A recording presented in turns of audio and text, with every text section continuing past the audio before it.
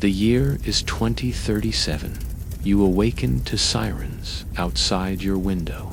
They are not the sirens of war, but of compliance. Across every screen in every household, the face of Supreme Leader Kim Jong-un stares back, unblinking, all-seeing, all-knowing. Your smart devices have been disabled. Your passport no longer matters. And your country's flag has been burned, replaced by the Red Star banner of the North Korean Empire. The world as you knew it is gone. Your name is now a number. Your thoughts are monitored, your movements tracked, and your words no longer belong to you. This is not science fiction. This is not an alternate timeline. This is your new reality. And here, in this terrifying world ruled by North Korea, survival is not just unlikely, it is impossible. But how did the world fall into the hands of one of history's most secretive regimes? Let me take you back and show you exactly why you would never survive. Imagine traveling to a future not built by innovation or freedom, but by fear, silence, and unbreakable control. In this reality, North Korea has risen not just as a power, but as the only power. The takeover was not marked by armies storming beaches or fleets raining missiles from the sky. It was subtle at first: glitches in financial systems, AI-driven misinformation campaigns, the sudden disappearance of top officials. A global pandemic, this one unlike anything before, uniquely designed to cripple the West while leaving Pyongyang untouched. When the rest of the world realized what was happening, it was already too late.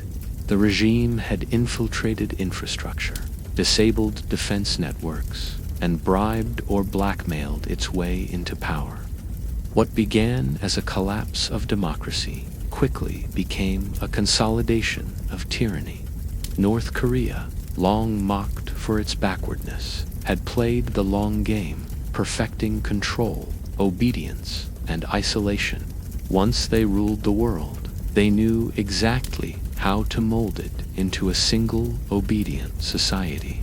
And now, from Seoul to Sao Paulo, from Tokyo to Toronto, there is only one law, one culture, one leader. In this video, we will take you through what life looks like after the fall. Through 10 chapters, you will experience this terrifying world firsthand. From the moment of global takeover, to the erasure of identity, to the crushing weight of daily survival under an unrelenting regime, you will witness why no one, not even you, will survive. So buckle in. You are about to step into a nightmare that feels too close to real, because the seeds of it may already be growing. Let us begin where it all starts. At the precise moment the world fell quietly and completely, without firing a single shot. It did not begin with a war. No missiles were launched, no borders stormed by tanks, no declaration from a podium to signal the beginning of a new world order. It began instead in a quiet, invisible way. In the year 2032, a series of inexplicable events rattled the world's most powerful nations. Global stock markets began to behave erratically. Banks in London and Frankfurt froze, data disappeared, and financial records were wiped clean.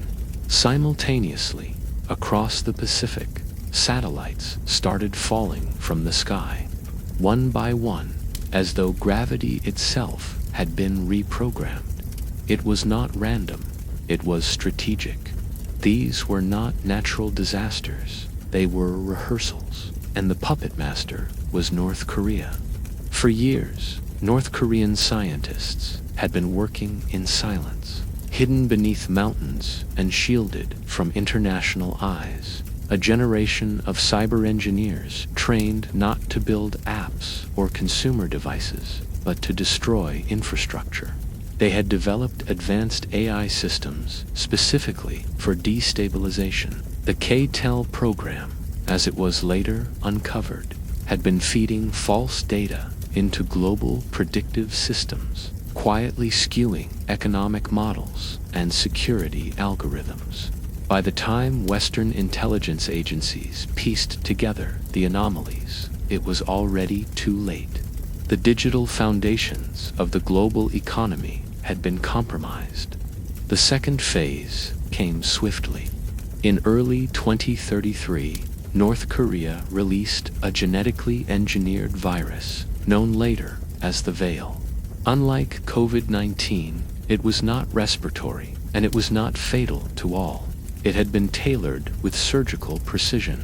Leaders and scientists in dozens of countries began suffering from unpredictable blackouts, emotional dysregulation, and memory degradation.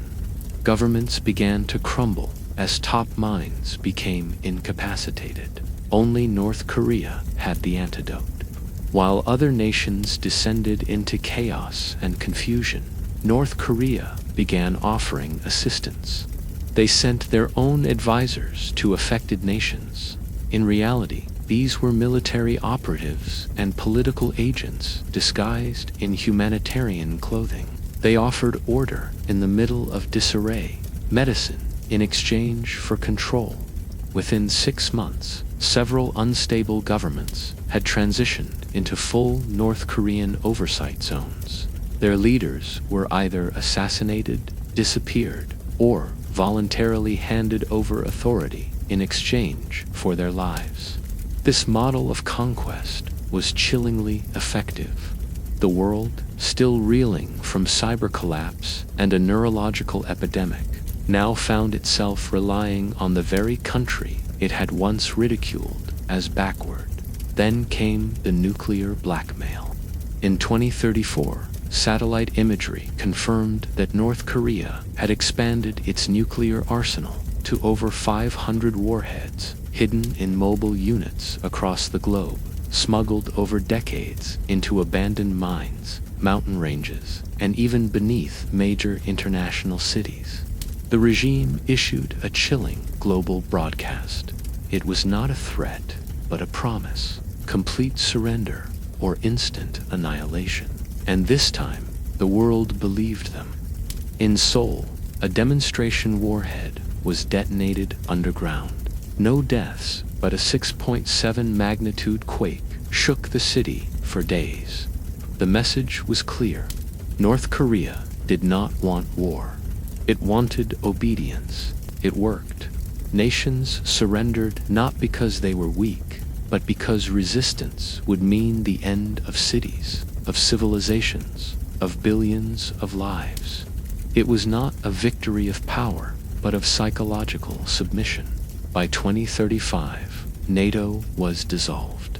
The United Nations was reformed into the Global Order of Supreme Harmony, a ceremonial council under Pyongyang's control. The flags of all nations were replaced with the red banner bearing the golden star and eternal face of the supreme leader. At this point, North Korea's strategies shifted. No longer merely a conqueror, it became an architect. It began to mold the planet, region by region, into its image.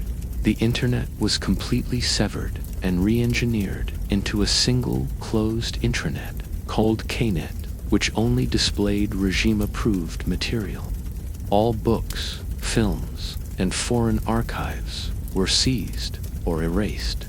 A global census was conducted, not to count people, but to categorize them into loyalty tiers. The higher the compliance, the more food and shelter one received. Dissent meant relocation to a labor zone or permanent disappearance. The fall of the world was not a single moment, but a slow, orchestrated unraveling. Humanity's interconnectedness, once seen as a strength, had become its greatest vulnerability. North Korea exploited every dependency, every weakness, every blind spot.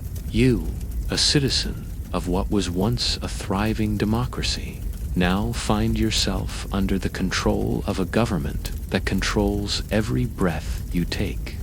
The takeover was quiet, total, and final. You did not fight. You did not resist.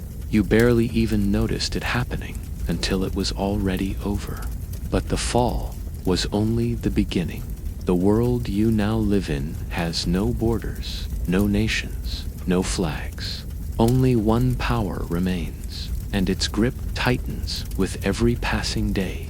When the dust settled from the global collapse, the next phase of the North Korean plan emerged with brutal clarity. The concept of individual nations was no longer tolerated. All flags were lowered, all borders erased. What once was a colorful map of nations, each with its own history and culture, became a single mass labeled the United Territory of Juki, ruled from the newly rebranded world capital of Pyongyang. From the Arctic to the equator, from the Amazon to the Nile, every piece of land now belonged to the supreme leader. It began with the slow dismantling of border infrastructure. The checkpoints, the immigration offices, the embassies, all were shut down or destroyed. Airports, once bustling hubs of international travel, were repurposed into heavily fortified transportation and military hubs, their terminals now serving as checkpoints, not for travel, but for interrogation. Movement between former countries was no longer a right, but a conditional privilege granted only to those who had proven their undying loyalty. Travel permits were issued sparingly, and always with a tracker embedded under the skin. The moment one crossed a former border, an armed drone would appear in the sky, scanning faces and verifying biometric signatures. Unauthorized movement was treated as treason. The new governing system was structured like a military hierarchy. Every former nation was reduced to a zone, assigned a number, and a supreme overseer appointed directly from Pyongyang. Local leadership was eradicated, and native leaders were either executed publicly as a warning or sent to re-education camps.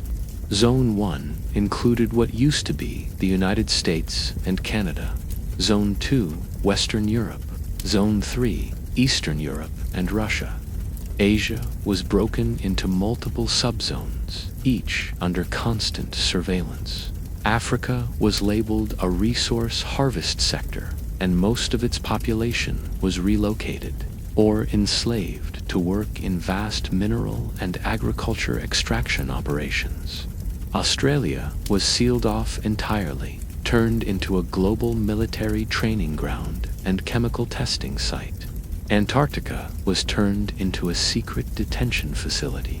National identity became criminal, celebrating cultural holidays, speaking in native languages, or teaching children about their former country's history was considered an act of rebellion.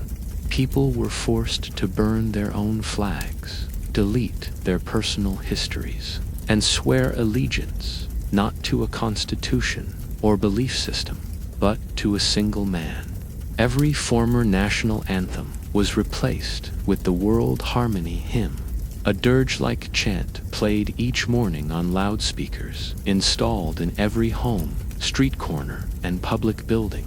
It did not matter what you believed in before. You now lived in a world where belief was defined by a single mind. Citizens who tried to cling to their old ways faced immediate consequences. Reports poured in of entire neighborhoods in former Italy being rounded up and relocated after hosting secret Easter celebrations. In Argentina, school children were forced to walk through fire pits of burning books, tossing in their own family photo albums and history textbooks.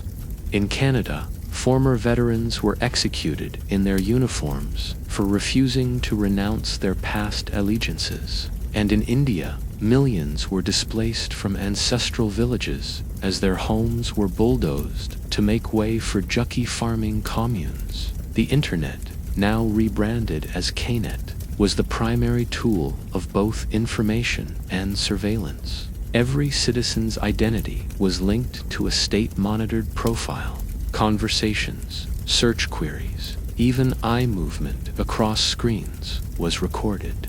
If someone lingered too long on a forbidden image, such as a pre-reunification flag or a blacklisted word like liberty, their account would be flagged. Within hours, their home would be visited by loyalty inspectors. Silent figures dressed in dark gray robes, whose presence alone caused entire buildings to fall into terrified silence. Time itself became political. The calendar was restructured. Year 0 was declared to be the birth of Kim Il-sung, and time was measured forward from there. The Gregorian calendar was abolished. People no longer marked birthdays or anniversaries. Instead, they celebrated regime days, loyalty days, and the day of the eternal leader's vision, when everyone was required to publicly recite a loyalty oath in unison. Personal identity vanished under this new system. There were no more birthdays, no more national traditions, and certainly no room for individuality. You were no longer a citizen of a country. You were now a tool of the state. Passports were banned. Identification came in the form of barcodes tattooed onto the wrists of all adults and the backs of necks for children. These codes determined your worth. Loyalty scores were updated daily, reflecting your behavior, interactions, consumption, and expressions. A smile at the wrong time, a word spoken too softly, a hesitation before a chant. Any of these could lower your score and result in demotion, food restriction, or transfer to a labor camp. Those who tried to rebel, to organize, or even remember the world before were labeled ghosts of the past. They were hunted, captured, and never seen again. Even the environment reflected the regime's control. Borders once symbolized not just national lines, but cultural transitions. Now, uniformity stretched for miles. Cities were rebuilt using the same brutalist architectural style: gray blocks, identical rooms, minimal windows. Former landmarks were either destroyed or altered. The Eiffel Tower was turned into a signal tower for KNET transmissions. The Statue of Liberty was dismantled and replaced with a towering image of Kim Jong-un holding a globe in one hand and a nuclear warhead in the other. All temples, churches, mosques, and sacred sites were seized or destroyed. Their ruins became tourist destinations for elite party members, while former worshippers were made to clean the sites in chains. You, standing in what used to be your homeland, now feel like a foreigner. You no longer speak your native tongue for fear of being overheard. You no longer dream of your past, because even dreams have become traitorous if spoken aloud. You now kneel each morning at the foot of a massive digital projection, repeating words you do not believe to a leader you did not choose, in a language that was forced upon you. The borders are gone, but so is freedom, and the world you once knew has been shattered, its fragments swept away and buried beneath the heel of absolute authority. With the world unified under a single iron fist, your next battle is no longer political or territorial.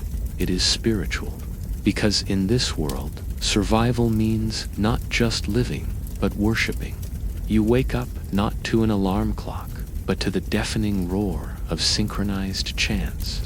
The room you sleep in is bare, concrete, and dimly lit by a flickering ceiling bulb. Above your bed hangs a mandatory digital frame showing a rotating slideshow of the Supreme Leader's most sacred moments, his childhood laughter, and his first global address, where he declared himself not only ruler of Earth, but divine protector of all humanity. This is not propaganda in the traditional sense. This is religion. Worship is no longer a choice, no longer private, and no longer bound to a temple. It is the currency of survival. Every single morning begins the same way, regardless of your location, time zone, or personal beliefs. A delay of even 1 second is recorded and reported by facial monitoring systems embedded in your wall. The chant is not simply repetition, it is a ritual. It includes physical movements, face gestures, synchronized claps, and finally, a bow so deep your head must touch the floor. Failure to complete it correctly is classified as devotional hesitancy, a punishable offense. In this new world, worship is not a spiritual act, but a surveillance mechanism. Every citizen is required to install a home altar, a glowing red screen that streams daily devotionals of Kim Jong-un. Cameras are embedded into the screen's bezel to ensure your eyes remain fixed. If your gaze strays for more than 3 seconds, your profile is flagged. Children are trained early to alert authorities if their parents do not smile with sufficient enthusiasm during the leader's speeches. It is not uncommon for families to vanish overnight after a child's innocent comment during school loyalty evaluations. All forms of traditional religion are outlawed.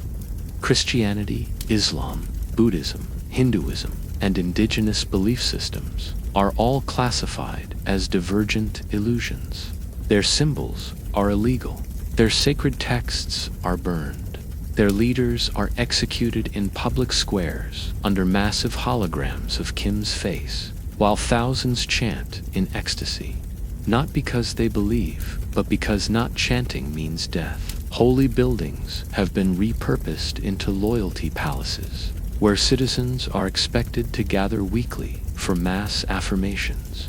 These ceremonies mimic religious structure, devotional hymns, ritual choreography, confessions of guilt, but with a singular deity, Kim Jong-un, titled officially as the eternal flame of humanity. Inside these loyalty palaces, the atmosphere is both theatrical and horrifying. Red light floods the chamber. Loudspeakers play a deep, rhythmic heartbeat sound meant to symbolize Kim's divine pulse. People chant in perfect unity, their faces void of emotion. Massive banners declare phrases like faith is obedience and worship prevents war. In some cities, VR headsets are distributed to simulate visions of the leader walking among the faithful, healing the sick with a touch, or commanding nature itself. These false miracles are recorded and replayed in broadcasts as proof of his divinity, even though everyone knows they are fabrications. Citizens are now required to log their daily spiritual activity. The Worship Compliance app, mandatory on all government-issued devices, tracks how long you watch his speeches, how often you chant alone in your home, and how many praise posts you share on Knet. Your loyalty score is heavily weighted by your devotional metrics, promotions, food rations, even permission to have children. All of it depends on how well you worship. Those with the highest scores receive purple robes and temporary upgrades to private living spaces. Those with low scores are marked for reconditioning or elimination. The regime has created an entirely new vocabulary to reinforce this system. To pray is to commune with the flame. A sin is now a lapse in loyalty. Dying for the regime is called ascending into harmony. Funeral rites are replaced with televised ceremonies in which the deceased is digitally reanimated to smile and nod as their body is cremated under a projection of Kim's face. The family must then kneel, weep on command, and express gratitude for for the leader allowing their loved one to be purified. Failure to perform this act of griefful praise results in the revocation of community loyalty credits. Children are born into this system without question. From birth, their cribs are surrounded by speakers that emit lullabies based on the eternal leader's speeches. At 3 years old, they are required to attend devotion kindergartens, where they learn not letters and numbers, but chants and commandments. "I exist because the flame burns" is among the first phrases they memorize. There is no Santa Claus, no tooth fairy, no imagination. There is only the narrative of the great leader's birth under the Jucky star, his divine survival through 17 assassination attempts, and the prophecy that he will live until all of humanity is unified in harmony. This enforced worship is not limited to the privacy of your home or the confines of loyalty palaces. Worship is public, mandatory, unrelenting. Billboards across highways show real-time loyalty scores of every building and street, shaming areas that fall below regional averages. Public confession booths are scattered throughout neighborhoods, where citizens must enter and admit private doubts, all while being filmed. These sessions are broadcast on local networks, turning spiritual failure into national spectacle. In former cities like New York, London, and Tokyo, massive golden statues of the eternal leader rise where iconic landmarks once stood. Citizens must bow every time they pass. Drones fly overhead, watching for anyone who fails to show proper reverence. If someone walks by distracted or fails to remove their hat, the drone hovers, records, and deploys a burst of sonic punishment, a high-pitched frequency that incapacitates the offender for minutes. Sometimes the punishment is more permanent. The offender simply disappears. You are no longer allowed to think for yourself, and you certainly are not allowed to believe in anything but him. Your prayers are monitored. Your silence is noticed. Your skepticism is lethal. There is no refuge in the mind, because even thoughts are regulated. Neural band scanners have been deployed in government zones, reading brainwave patterns for irregularities during worship sessions. If your brain does not exhibit the right devotional frequency, you are taken in for adjustment. This involves a process known as faith realignment therapy, which includes electrostimulation, audio repetition, and memory erasure. You once believed worship to be a personal act of faith. Now it is a tool of control, weaponized against the very soul of humankind. You no longer close your eyes to pray. You open them to watch, to mimic, to obey. You are not allowed to be absent, even for a second, because in a world where worship is the price of survival, distraction is treason, and doubt is death. But while forced worship may steal your soul, what comes next will target your voice. Because in this world, silence is safer than truth, and even your whisper can be a death sentence. By the time you learn to hold your tongue, it is already too late.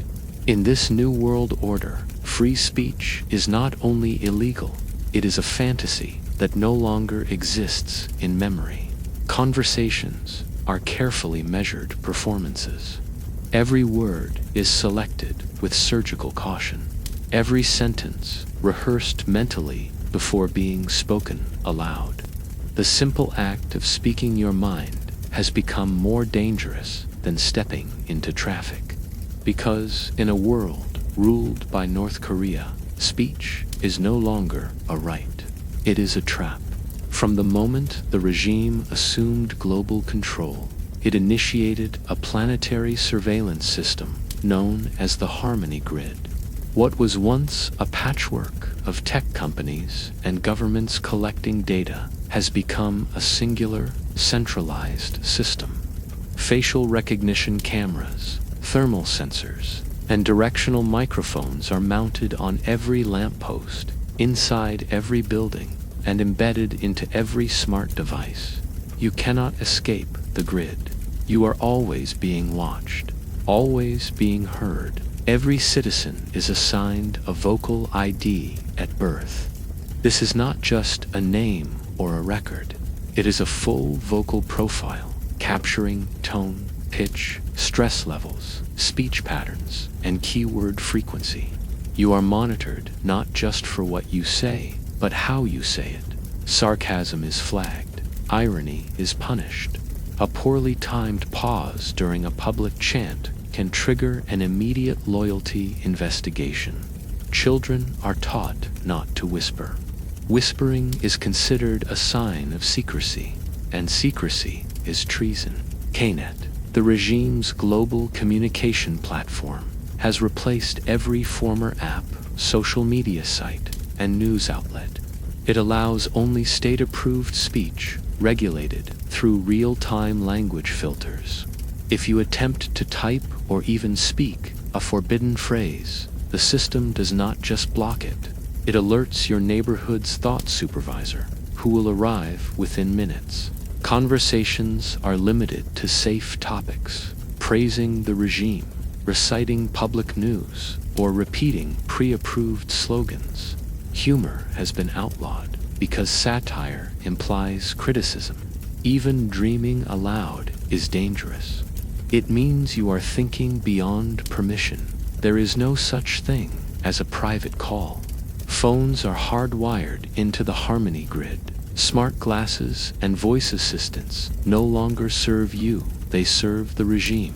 They detect emotional fluctuations and report them to central monitoring units. You cannot fake calmness for long. Your voice betrays you. If you sound anxious, you are watched. If you sound angry, you are flagged. If you show joy in contexts not related to state-approved events, you are corrected. In schools, children are not only taught the language of the regime, but also how to speak in a way that cannot be misinterpreted. These are called safe cadence protocols. They include pitch limits, word pacing, and mandatory pauses to allow surveillance systems time to process meaning. Talking too quickly suggests agitation. Talking too slowly implies deception. Every speech pattern becomes a potential crime scene. You cannot speak freely even inside your own home. Every wall contains microphones. Every piece of furniture is embedded with pressure sensors that detect when you lean in to whisper. The regime understands that rebellion begins with quiet conversations, so silence itself has been weaponized. If your household becomes too quiet for too long, Harmony agents will visit for a vocal wellness check. These are not therapists. They are interrogators in polite disguise. Even your face can speak against you. Facial surveillance technology now tracks micro-expressions. A twitch of the lip during a leader's speech, a raised eyebrow at a slogan, a moment of hesitation before clapping. Any of these can be enough to brand you as a sub-voice actor, someone whose outward words do not match internal loyalty. These individuals are removed from society, sent to the Ministry of Inner Alignment, where they undergo vocal purity training. Most do not return. You may think writing offers some relief. It does not. All pens are embedded with trackers. All paper is chemically coded. Every word written is scanned, analyzed, and archived. Poetry is no longer taught because metaphor is inherently dangerous. Personal journaling is illegal. Even drawing a heart without approval can be seen as suggestive of non-state loyalty. Graffiti is punished by immediate public sentencing. Your only legal writing is the daily affirmation log, where you must copy down assigned state mantras by hand, then recite them aloud into your vocal ID scanner. News no longer informs, it performs. Every article, every video, every headline is scripted by the regime. Journalists are now known as voice sculptors, and their job is to sculpt belief, not report facts. Truth has been redefined as that which promotes harmony. History is rewritten daily. Yesterday's facts are tomorrow's crimes, and questioning the past, even privately, is seen as linguistic insurrection. To ensure compliance, every citizen must submit a weekly speech report. This includes transcripts of personal conversations, audio recordings from social gatherings, and facial footage during daily broadcasts. Refusal to submit means you are hiding something. Submitting something to perfect means you are faking. There is no winning, only surviving. A new punishment has emerged for vocal crimes: echo erasure. This is a procedure where an individual's voice is digitally removed from all recordings, past and present. Their conversations are silenced in archived footage. Their names are replaced with static. Friends and family are forbidden from speaking of them. The person does not just disappear, they are unremembered. It is the ultimate censorship. And then there are the listeners. These are human agents, trained to live among regular citizens while secretly monitoring them in person. They act like your coworkers, your neighbors, your friends, but their ears are always open. They report casual remarks, changes in tone, and unscripted language. No one knows how many listeners there are. Some believe it is 1 in 10. Others say 1 in 3.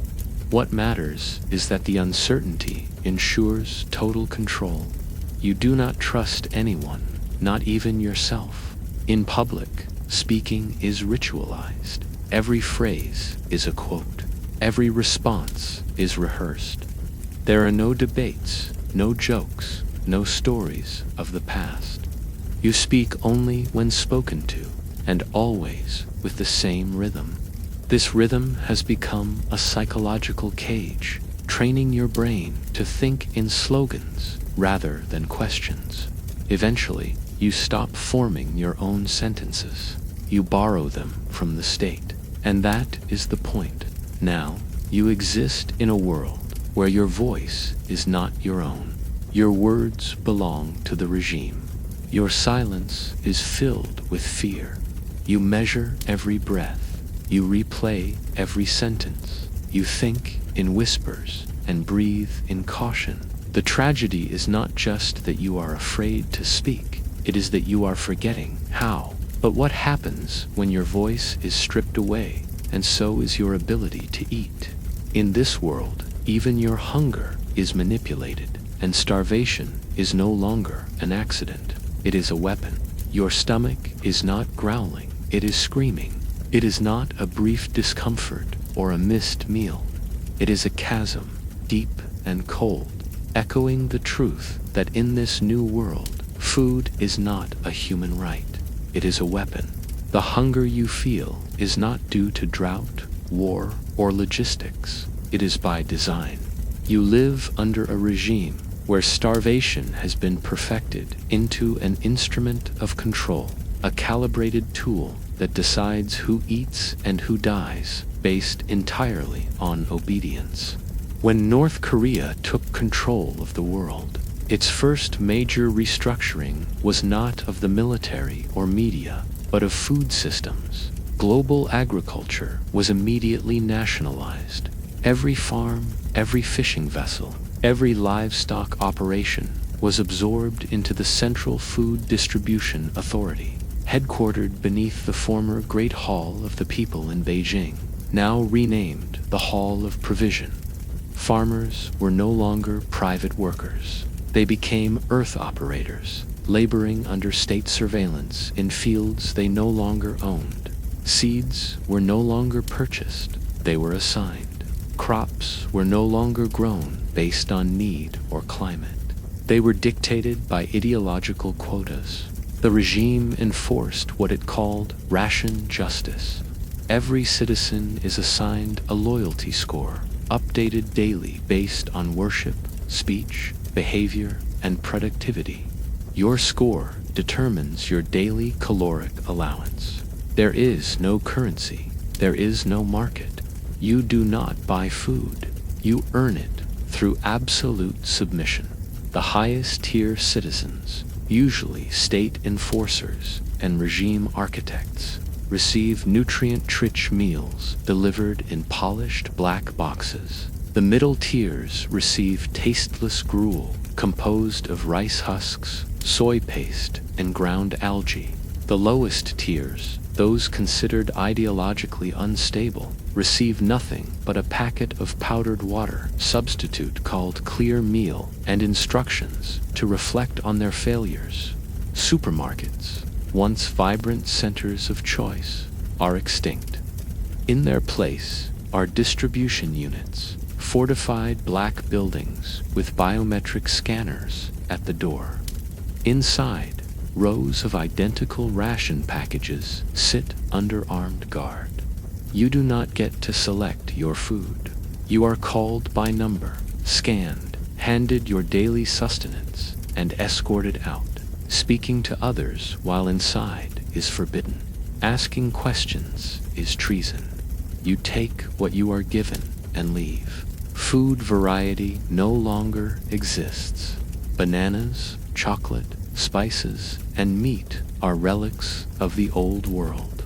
Chickens are state-owned assets reserved for elite reproduction centers. Cows exist only in propaganda images, shown smiling in fields that no longer exist.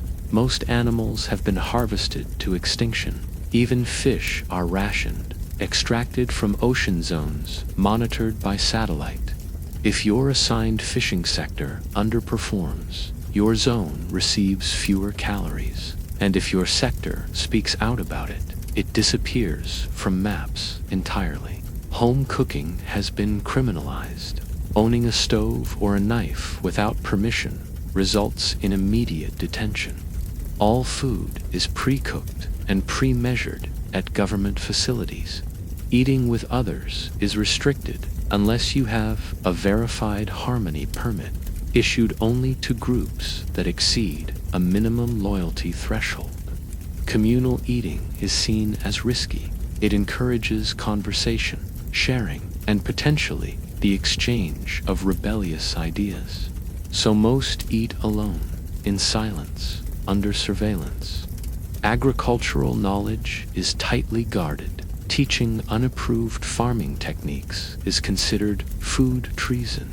Seeds are engineered to grow only with state-provided chemical stimulants. Attempts to grow food privately fail quickly. If you are caught with unauthorized crops, an apple tree, a backyard tomato vine, you are reported, your land is incinerated, and your name is placed on the starvation list. There are no second chances. Food scarcity is not due to lack of technology. In fact, agricultural tech has advanced, but only to serve regime control. Drone swarms monitor soil health and report sabotage attempts. Genetically modified crops emit radio signals when harvested improperly. Even water is filtered through government-regulated purification centers, laced with minerals that reduce appetite in low loyalty zones to suppress civil unrest through malnutrition. There are whispers of the black soil market, secret underground groups growing food in hidden tunnels and abandoned mines. But these markets are unstable. The food is minimal, the prices unreachable, and the penalties severe. If caught, where they must work the land under toxic conditions until their bodies fail. Most never return. Hunger is also used as a punishment. If you speak out, your caloric intake is reduced to the survival minimum, 300 calories per day. This is just enough to keep you alive, but not enough to think clearly, work efficiently, or resist. Over time, your muscles deteriorate, your focus fades, you become a shell. You begin to worship out of desperation, because worship is the only way to earn your next meal. In former developed cities, food riots have been replaced with food purges. Entire apartment blocks are denied access to rations for suspected ideological contamination. Residents are expected to turn on each other, reporting any neighbor who criticizes the system. Every week, loyalty feasts are broadcast on national television, showing high-score citizens indulging in elaborate meals while the rest of the population watches from their homes, salivating in silence. The message is clear. Compliance tastes better. Children born into the system are subjected to growth regulation programs. Their height and weight are monitored monthly. If a child shows signs of independent thought or behavioral disruption, their caloric intake is reduced until compliance resumes. This process is called disciplinary hunger, and it is taught in school as a virtue. Children learn not to cry when hungry, but to thank the regime for their opportunity to reflect. You remember what it was like to choose your meals, to enjoy flavors, to gather around a table with friends and family. That memory is now a weakness. Expressing nostalgia for old foods is labeled as gastro-rebellion. Even dreams about past meals are dangerous. One man in Zone 9 was executed after muttering the word pizza in his sleep, recorded by his own wall's dream frequency scanner. His family was relocated to a meat processing plant, despite the fact that meat is no longer consumed, only processed for state experiments. This world is not one where food is scarce. It is one where food is sacred, weaponized, and hoarded. It is no longer about feeding the population. It is about starving the will to resist. Hunger bends the spine faster than bullets. Starvation silences protests more efficiently than prisons. You are not just hungry, you are broken. You pray, not for justice or freedom, but for one more bite of stale, cold gruel. But when your body is weakened and your stomach is hollow, they do not stop there. They come next for your mind, your memory, and the very way you think. Re-education is not a classroom. It is a battlefield.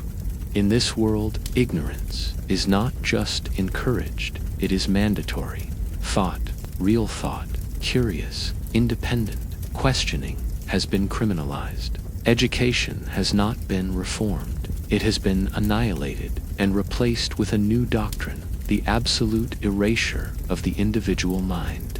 Re-education is the regime's greatest weapon, more efficient than bullets, more permanent than prisons. You do not just forget your past. You are trained to believe it never existed.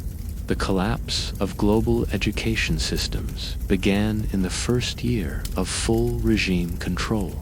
Schools were shut down overnight.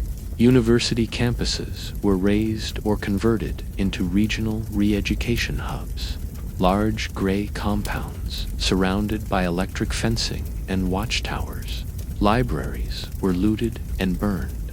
Hard drives and servers were purged. Teachers who had ever quoted philosophers, encouraged debate, or taught history outside the regime's narrative were arrested. Many were executed on live broadcast, forced to confess to ideological poisoning. Their students were made to watch and cheer. In their place came the Harmony Learning Program. It is not an education system. It is a brainwashing factory. Children, from as young as 2, are placed in government learning units, identical concrete rooms with no color, no books, and no windows. They are taught the regime core principles. Obedience is truth. Thought is theft. The leader is forever. Every child is fitted with a neural echo band. a slim metal collar that tracks emotional spikes during lessons.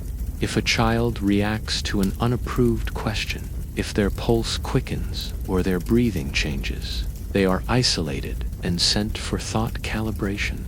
This process includes electroneural stimulation, repetition exercises, and silence chambers.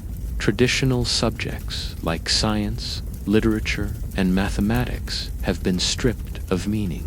Math is reduced to loyalty accounting, where students learn to measure devotion using numerical systems. Science is reframed as regime truth engineering, where biology is used to demonstrate the divine perfection of the supreme leader's genetics. Literature has been banned completely, replaced by the eternal narrative, a single state-authored epic that tells of the leader's miraculous rise and the fall of all other ideologies. This book is memorized cover to cover. Every paragraph is chanted daily. Variations in recitation are punished as cognitive betrayal. Language itself has been rewritten. The global dialect is called Pure Speak, a rigid, simplified version of Korean mixed with sanctioned global terms. It includes only 800 approved words. There are no synonyms, no metaphors, no nuance. I feel happy becomes loyal emotion achieved. I am angry becomes system discord warning.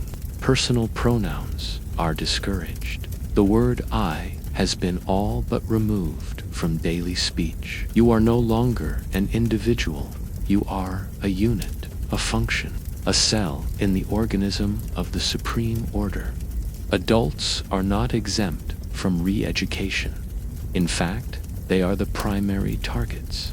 Former engineers, doctors, writers, and professors are sent to mind renewal camps, where they undergo months of psychological dismantling. These camps are sterile complexes where lights never turn off and time is never acknowledged.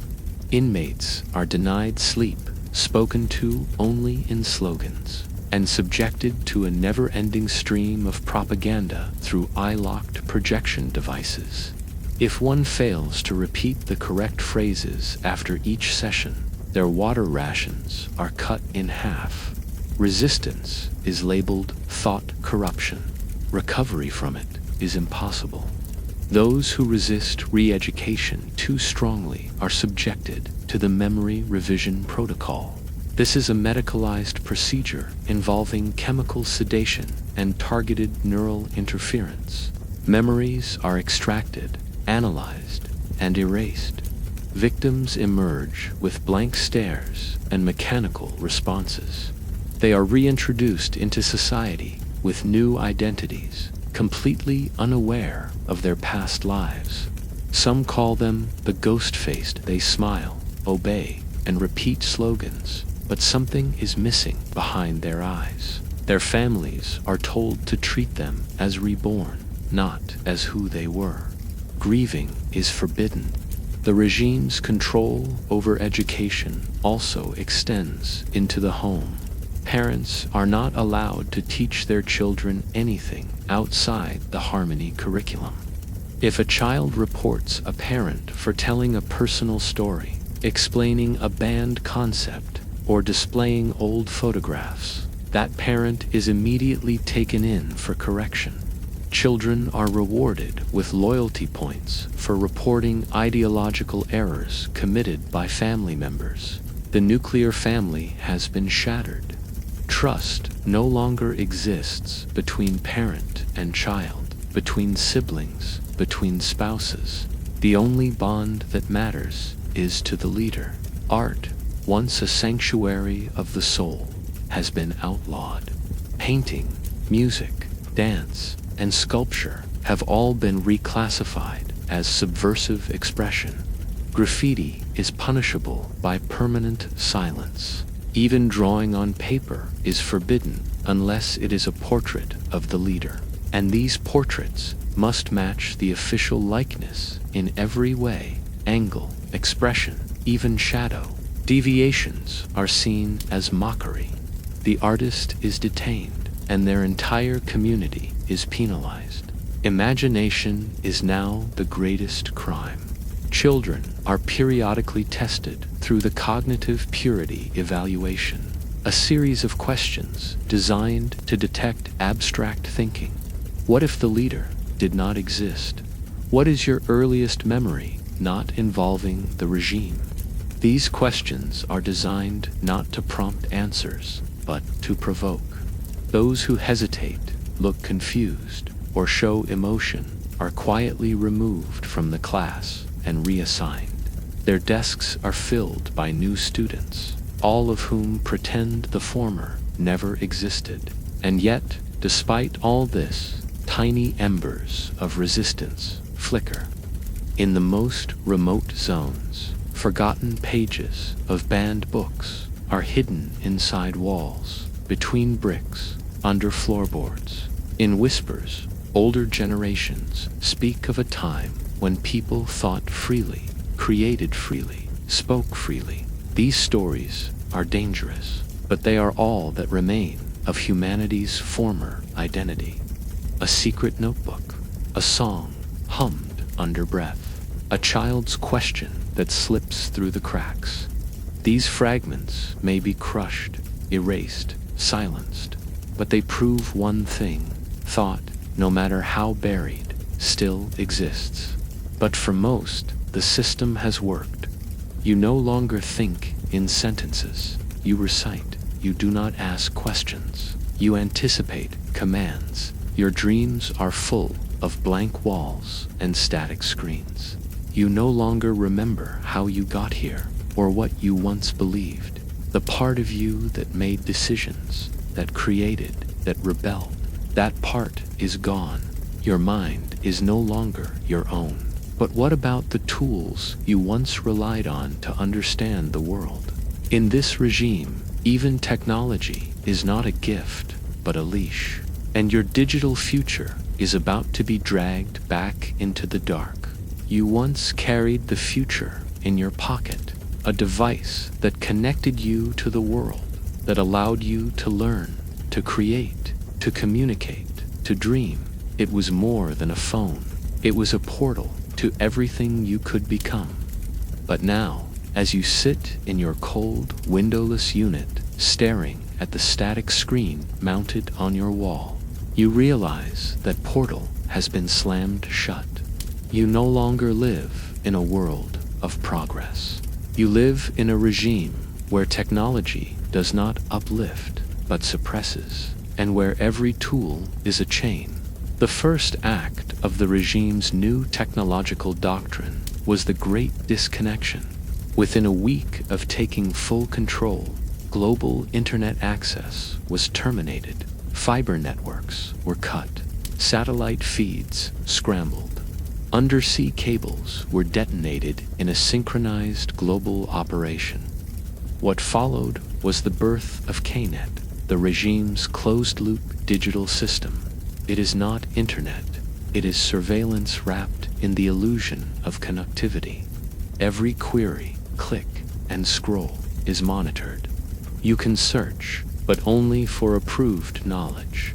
You can message, but only using pre-written phrases. You can stream, but only state-curated propaganda reels featuring chants, hymns, and reenactments of the supreme leader's divine victories. Tech companies, once global empires, were dismantled and nationalized under the Ministry of Digital Harmony. Their leaders were either executed or paraded on live broadcasts as symbols of corruption. Silicon Valley became a wasteland. Its server farms burned to the ground. Seoul, once a beacon of innovation, was repurposed into the regime's main data processing fortress. AI, once the frontier of human progress, is now used solely for citizen monitoring, mood prediction, and preemptive loyalty enforcement. Personal technology was replaced with state-issued Harmony devices, gray slabs, with no apps, no customization, and no personality. They are not for your benefit. They are for the regime's. Your Harmony device cannot be turned off. It cannot be removed. It is voice-activated, GPSed, and emotion-sensitive. You cannot browse. You cannot save. You cannot delete. If you attempt to disable it, you are detained. If you attempt to hack it, you are executed. Smart homes have been decommissioned. Autonomous vehicles grounded. Drones, once used for delivery or filming, now patrol the skies, enforcing curfews. Even household appliances are stripped down to their most basic functions. Refrigerators do not cool unless authorized. Lights do not turn on unless the power grid deems your loyalty score acceptable. You are not allowed to own a personal computer unless you are a higher-ranking regime official. Even then, all input and output are recorded. Innovation has not been frozen. It has been inverted, re-engineered to serve control, not creation. Electricity is no longer constant. In most zones, power is distributed based on loyalty metrics. If your community falls below the obedience threshold, your entire district loses power. This can last for hours, days, even weeks. Heat in the winter, cooling in the summer, water purification, all controlled from a central dashboard in Pyongyang. When the lights go out, you do not panic. You whisper praise for the leader and pray your zone redeems itself soon. Former centers of innovation, MIT, Oxford, Tokyo Institute of Technology, are now ruins. Their research labs are stripped clean. Their students have either vanished or been repurposed as regime technicians. Code is no longer written. Circuits are no longer designed. There are no startups. There are no app stores. Children no longer dream of building robots. They dream of avoiding detection. Medical technology, once a pillar of hope, has been gutted. You cannot access healthcare unless your record is flawless. Hospitals are replaced by state health units, where care is determined by your contribution, not your need. The rich, expressive data, once used to improve lives, has now been funneled into the biocompliance system, a regime-wide database that predicts rebellion based on biological patterns, a sudden spike in cortisol, a shift in sleep rhythm, a drop in dopamine. These are not just symptoms, they are red flags, and red flags bring agents to your door. You might imagine resistance brewing in secret labs or hacker collectives, trying to reboot the old networks or smuggle out new code. But the regime has already crushed those hopes. All programming languages, save for Kscript, have been banned. Devices that run non-standard software are confiscated. Every circuit is verified. Every signal is traced. And those who attempt to rebuild, even in whispers, vanish. Life has regressed. The average citizen no longer experiences the world digitally. There is no GPS, no digital maps, no online banking, no personal cloud. You remember places using wall posters. You carry identification printed on paper cards, updated monthly by your regional loyalty center. You wait in lines. You communicate through state messaging terminals, where you speak into a microphone and receive printed slips. The future has become the past, but not the comforting kind filled with simplicity. It is the kind filled with absence. Tools for creative expression, digital art tablets, music software, film equipment are contraband. Any attempt to create something that is not sanctioned is labeled digital deviance. One young man in Zone 11 was caught composing music using hand-built synthesizers. The regime raided his home, confiscated his gear, and broadcast his public apology before sentencing him to 30 years of labor. His songs were deleted from every drive in the city. His name became unsearchable.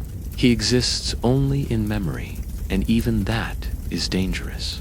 Technological equality no longer exists. The regime reserves high-tier tech for itself.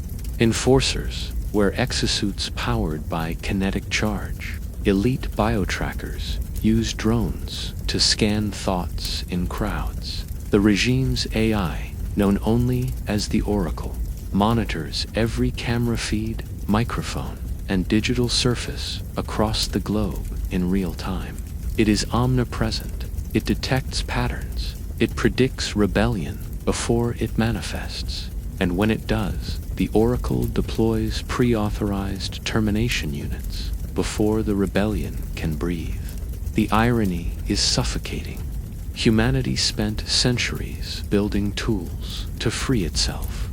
We dreamed of colonies on Mars, of machines that cured disease, of AI that painted symphonies. And now, here you are, watching your Harmony device blink coldly on your desk. Its screen displaying your current loyalty rating, your caloric allocation, and your upcoming inspection window. You tap it, not to connect with the world, but to prove you still exist within it. You have not sent an email in years. You have not browsed freely since the fall. Your memories of old tech feel like dreams, vague, impossible. You used to talk to virtual assistants. Now they talk to you, and they only say one thing: comply. But as the regime strips away your tools, your voice, your freedom, and your mind, there is one more thing it demands: your identity. Because in this world, even culture, language, and memory are dangerous, and the regime has only one solution. It is them all. Once, the world was a mosaic, a dazzling constellation of languages, beliefs, customs, colors, and rhythms.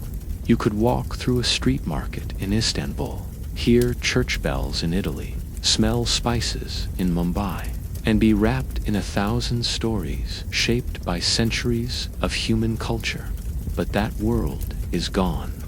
In its place stands a single gray monument of sameness, a world sterilized of diversity, a planet homogenized by design.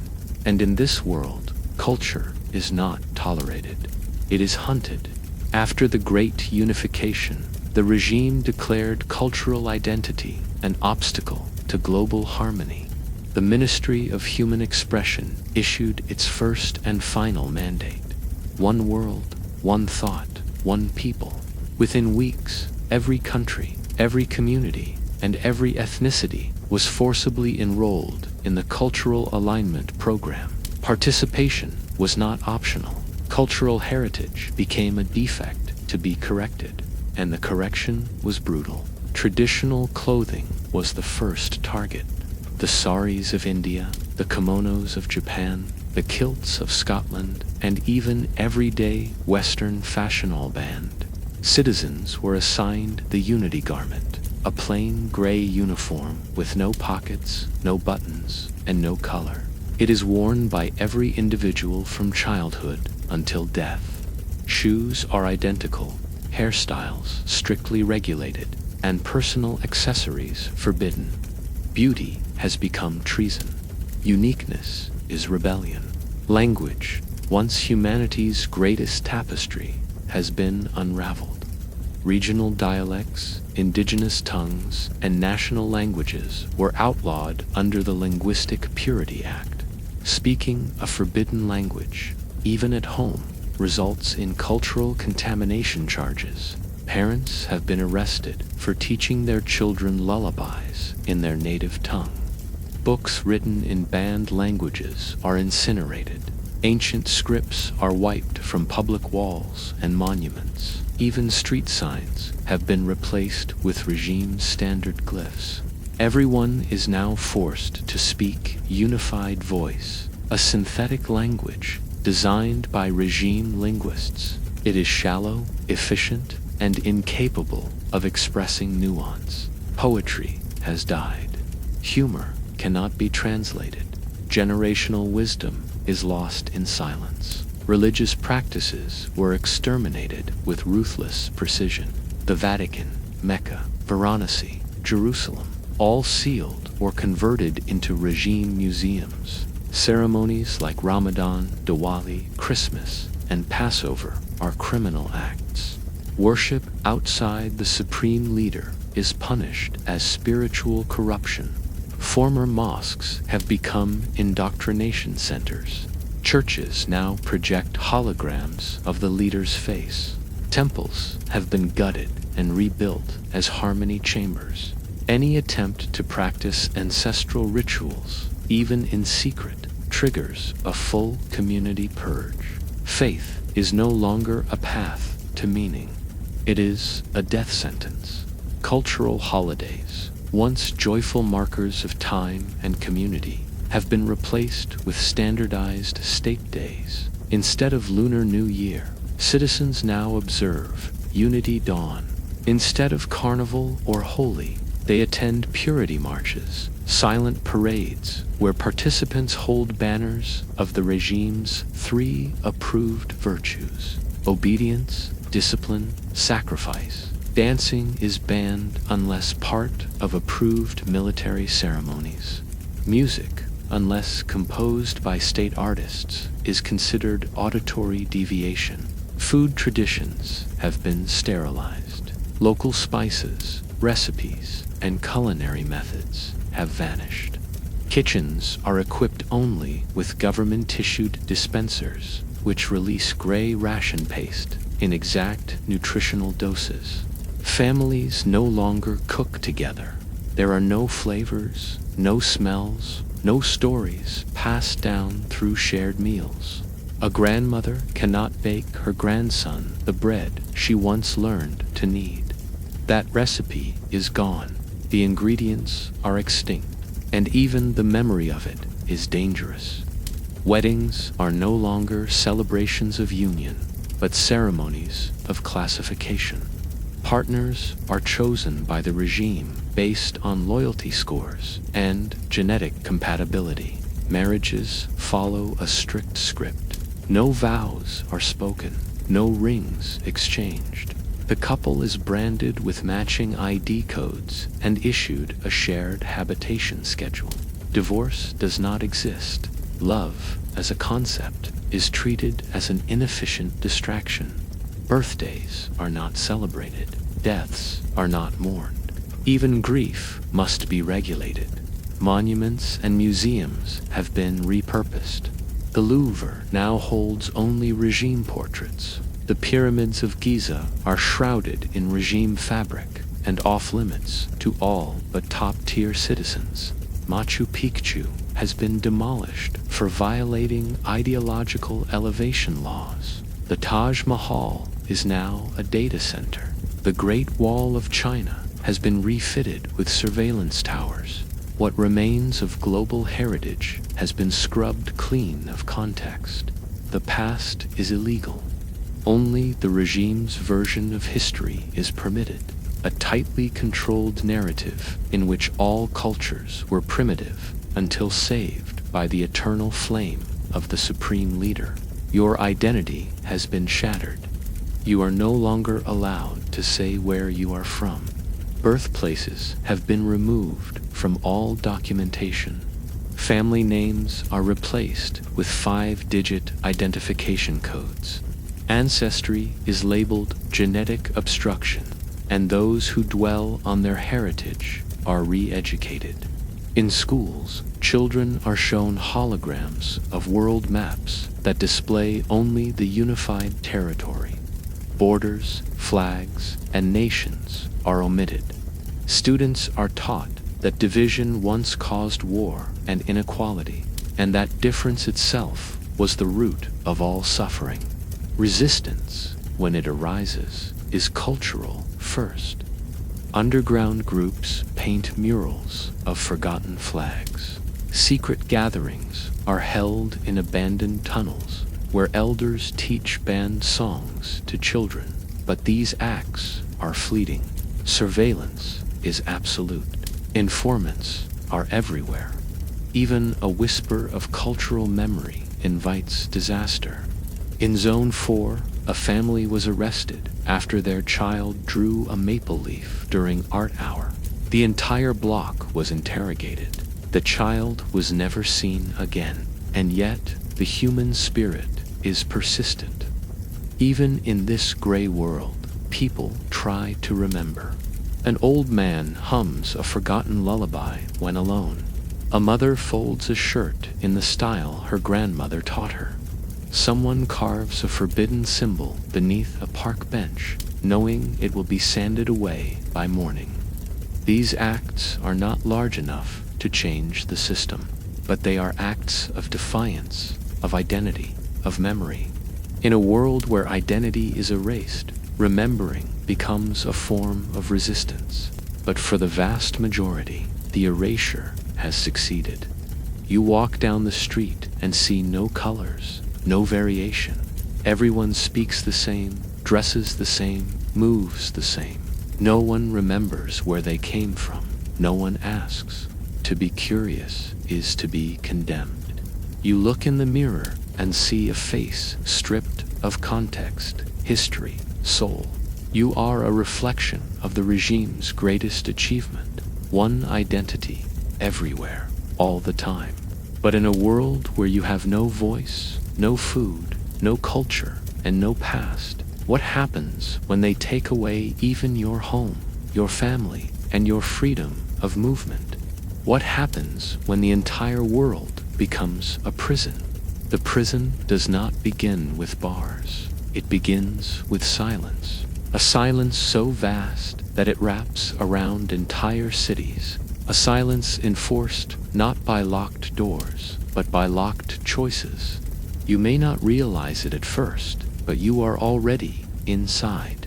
Because in this world ruled by the regime, the planet itself has become a prison, and you, like everyone else, are an inmate.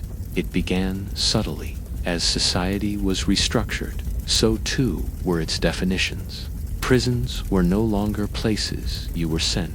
They became the spaces you were never allowed to leave.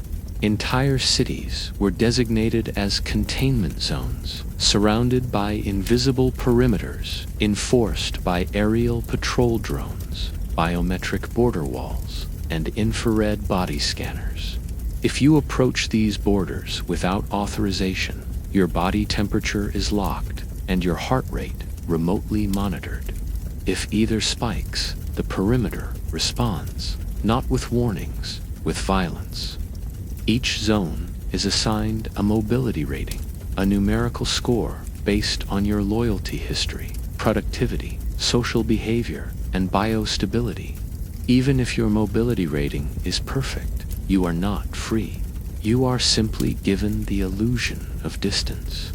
You may move from one street to another, one hallway to the next, but only at approved times and along pre-authorized routes. There are no vacations, no spontaneous visits to friends, no travel for leisure. There is no escape, not even mentally. You live in your sector, you work in your zone, you die where you are told. Outside the civilian zones lie the global penal districts, massive, sprawling labor territories, where dissidents, rebels, and non-conforming entities are sent for indefinite reconditioning. The regime calls them rehabilitation sectors, but make no mistake, they are gulags, not the historical kind made of frozen barracks and iron chains, but a modern reincarnation of suffering. These gulags stretch for hundreds of miles across uninhabitable terrain. Former deserts, glaciers, and wastelands now teem with barbed wire camps, industrial chimneys, and marching columns of prisoners in gray uniforms with color-coded armbands. Each color marks a different classification. Yellow armbands are for those guilty of cultural deviation.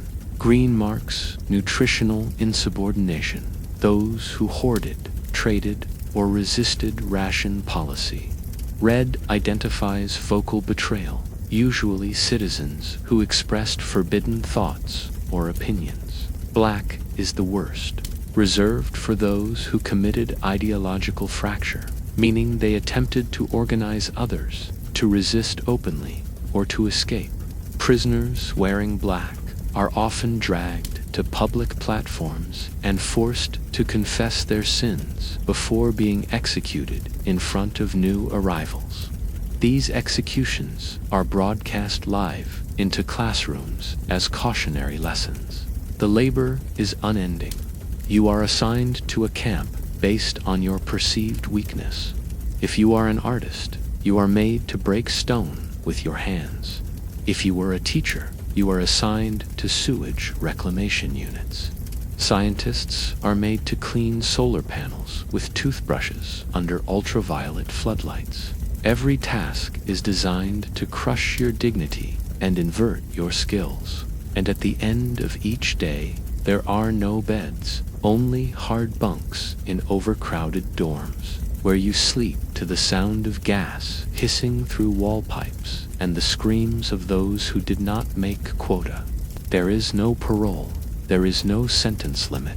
The only way out of the gulags is through death or conversion certification, a state-issued pardon for those who achieve total ideological compliance. Very few survive long enough to qualify. Even fewer emerge intact. Those who do return to society are not the same. Their eyes are dull. Their speech is delayed. Their movements are hesitant. These individuals are labeled reformed units, given low-level maintenance jobs, and displayed in public events as proof of the regime's mercy. But everyone knows they are broken beyond repair. Children are not spared. The regime operates juvenile correction modules, euphemistically known as harmony schools. These facilities are indistinguishable from adult prisons, save for the size of the restraints. Children found questioning the regime, drawing unauthorized symbols, or failing their weekly devotion tests are sent here.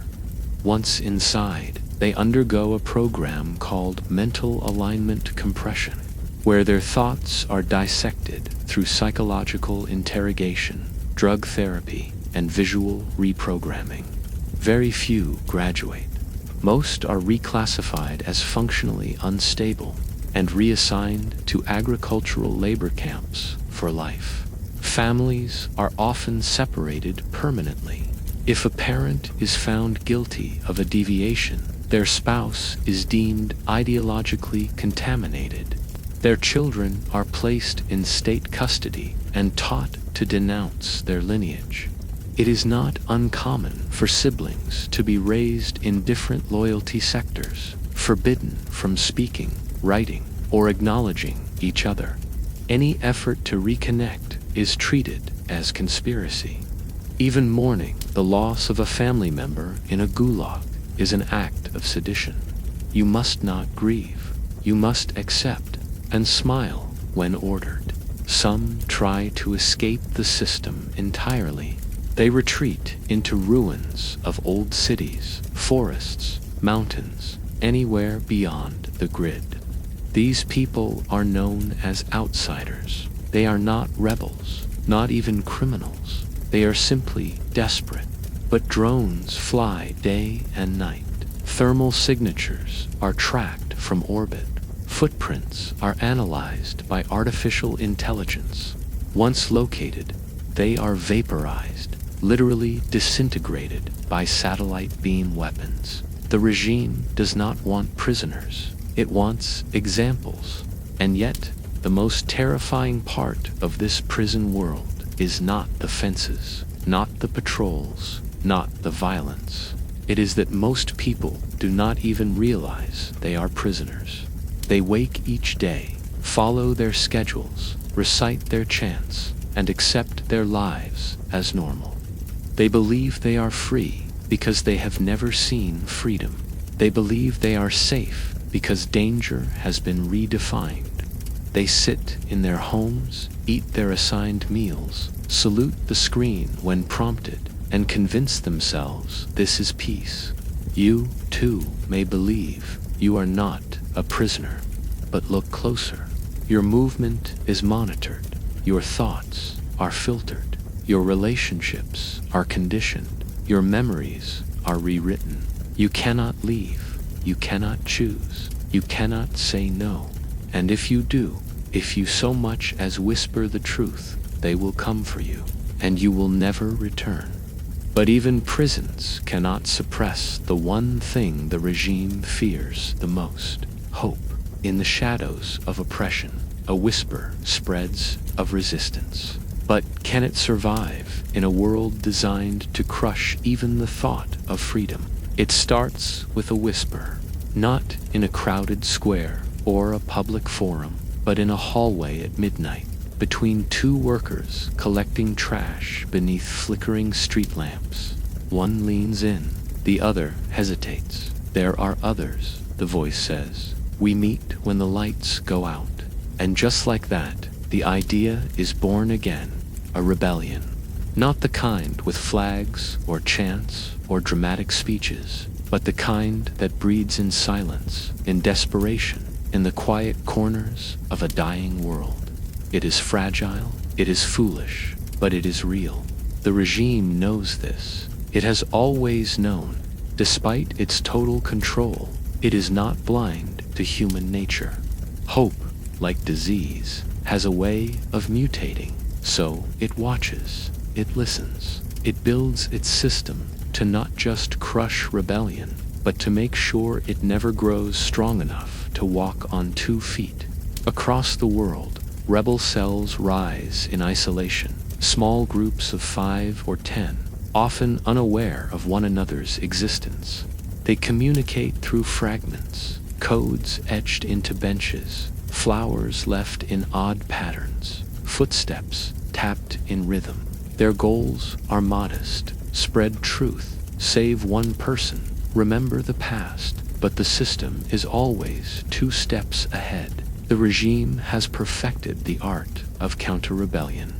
It embeds agents within the rebel circles, called echo seeds, who gain trust, report every meeting, every conversation, every glance of doubt. Once a group is identified, they are not arrested. They are observed. The regime lets them grow, lets them feel safe, and then, in a single night, every member disappears. Their homes erased, their names deleted, their faces scrubbed from surveillance footage. It is as if they never existed, and the others, the ones who knew of them, learned the lesson. Hope is a mistake. Even technology is used against rebellion. Underground groups attempting to reboot old satellites are fed false signals, leading them into traps. AI agents posing as dissidents lure rebels into encrypted chats, extracting confessions before triggering silent arrests. Some rebels even turn themselves in, thinking they are joining a cause, only to realize too late that the cause was fabricated by the regime itself, a carefully baited net designed to capture the last embers of resistance. Still, some persist in the forgotten ruins beneath old cities. There are whispers of a movement called the Breathless, named for their refusal to speak, to write, to transmit. They communicate only through presence, through synchronized, blinking footsteps, touch. They carry fragments of forbidden texts etched into synthetic skin. They learn ancient songs by vibration alone, and they train to resist every tool the regime uses: bio-tracking, thought detection, memory scans. Some say they have found ways to disable Harmony devices. Others claim they have breached the Oracle itself. But no proof ever surfaces, and those who claim to have met the Breathless often vanish shortly after. Even in the gulags, hope stirs. Prisoners pass notes hidden in bread, etched into fingernails, or written in blood. They create murals from scraps, sew coded messages into their uniforms. Every time one of them is caught, 100 more rise in their place, not because they expect to win, but because resisting is the last human act left. In a world where you cannot think freely, speak openly, or move without permission, rebellion is not a strategy, it is a form of prayer. But the regime knows how to poison even that. It introduces controlled dissent, fake resistance leaders who gain followers only to betray them.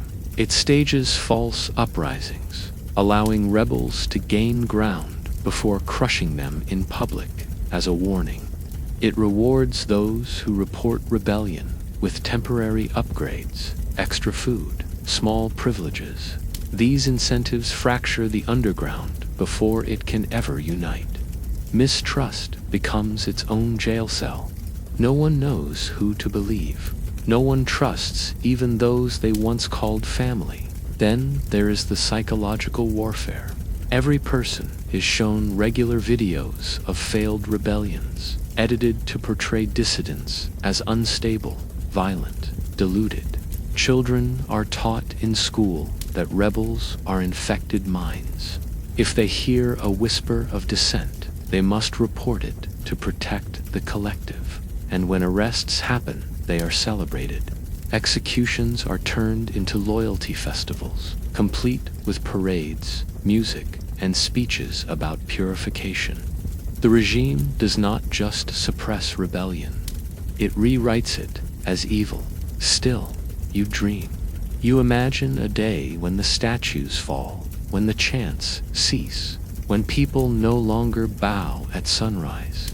You imagine walking through a street filled with color, hearing your native tongue spoken freely, smelling food that was not issued but created. You imagine singing without fear, writing without censorship, loving without calculation. You imagine a world before this one and a world after. But dreaming is not enough. One day you find yourself pulled into a circle of silent nods and quiet eyes. You are handed a page. On it is a quote you once knew but had long forgotten. When tyranny becomes law, rebellion becomes duty. You fold it, hide it. Your heart pounds. For a moment, you feel alive, not safe, not invisible, alive. That night, your door opens. No knock, no warning, just a blinding light, a command to kneel, and the sound of footsteps behind you. Your name is erased by morning, and the rebellion dies again. Because this world was not built to allow resistance. It was built to extract it from the human soul, to burn it out, to make people forget what it even felt like to hope. The regime does not fear guns, it fears ideas, and it has destroyed them all. Except for one, the memory that you once tried.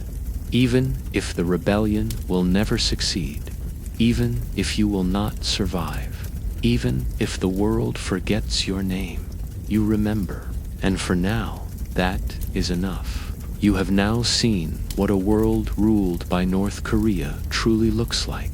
From silent compliance to forced worship, from hunger to re-education, from erased cultures to broken resistance. But before you leave this nightmare behind, let us close the journey with one final thought. Now you understand. This is not simply a dystopia. It is the complete reversal of everything that once made life bearable, meaningful, and human. Under this regime, you are not an individual. You are not a citizen. You are a cog, a code, a function that either performs or perishes. Your voice is monitored. Your thoughts are manipulated. Your body is controlled. And your spirit is slowly crushed beneath the weight of forced loyalty. In this world, you do not survive by being strong. You survive by being invisible, by silencing your truth, by forgetting your memories, by conforming so completely that you no longer remember the difference between obedience and identity. This is not peace. This is engineered silence. This is not order. It is synchronized fear. Perhaps the most terrifying truth is this. The path to this future is not as distant as we would like to believe. It does not require armies or aliens or global catastrophes. It requires only one thing: for good people to remain silent while power quietly poisons freedom from within. The question is not whether North Korea will conquer the world through bombs and blood. The question is whether the world will allow the very idea of absolute control to grow unchecked, disguised beneath the language of safety, unity, and order. Because once that seed is planted, you may not even realize you are already living in the early stages of this nightmare. And by the time you do, it will be too late.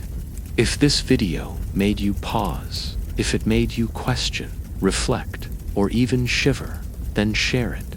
Not for clicks, not for views, but because thought is the only weapon left when the world tries to erase your voice. Subscribe to this channel for more deep, immersive explorations into hypothetical futures that challenge our understanding of freedom, survival, and the human spirit. Every scenario we explore is a warning, a reflection of what could be if we stop paying attention. Comment below. What freedoms do you think we take for granted today? And finally, remember this: in a world ruled by silence, speaking up becomes the most dangerous and most vital act of all.